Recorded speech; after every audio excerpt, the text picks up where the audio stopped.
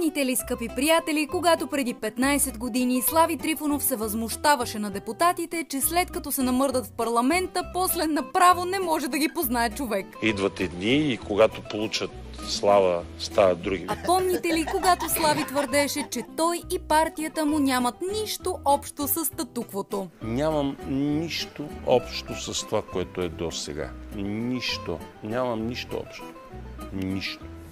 Като ме кажете иначе. Дойде редът и на Има такъв народ да ни обясняват, че те нещата отвътре са малко по-особени. Депутатите будат диктатите. Депутатите. Няма да се повтаряме, че ИТН изигра може би най-мръсната диверсия на прехода, асимилира протестната енергия и отклони от ГЕРБ. Послужи като въздушна възглавница за катастрофиращата джипка на Бойко Борисов. А когато има сращане на държавна и престъпна власт, това се нарича мафия. Когато държавата се управлява от хора, които сегашния министър-председател, който е бил член на сировата групировка СИК. На хората им писна от тази глупост, която се нарича управление на ГЕРБ. Писна им.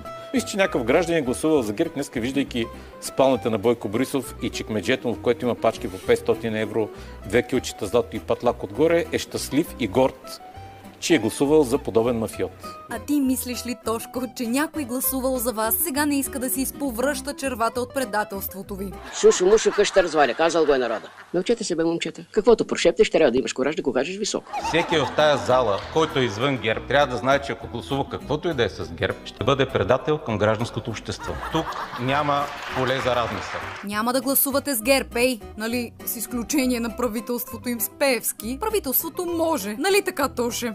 Гласували 239, за 125, против 114, въздържали се няма. Предложението е прието. Не, те парите ми са чисти, те са по банка, всичко ми идва точно, всички документи ми е изрядно, като хората обаче... Но не трябва да сме толкова строги с Слави, Тошко и цялото ИТН. Сигурно не им е било лесно да направят такава обращалка. Страхливецът Борисов днес не дойде за пореден път. Шофьорчето Борисов днес не дойде за пореден път. Господин Йорданов! Джипко Бибитков днес не дойде в парламента за пореден път. Днес се оказа, че бистришкият тигър е един най-обикновен страхлив заяк от банка. Така че ако нещо прилича на патица, кряка като патица и плува като патица, вероятно е патица.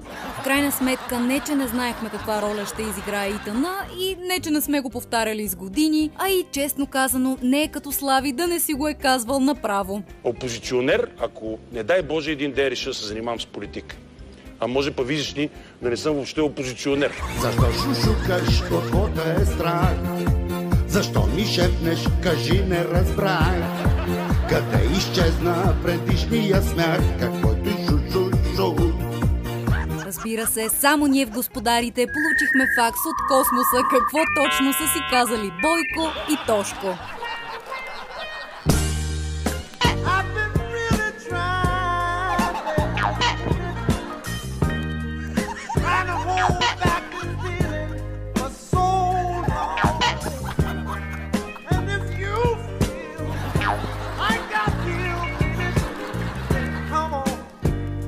Така че ако нещо прилича на патица, кряка като патица и плува като патица, вероятно е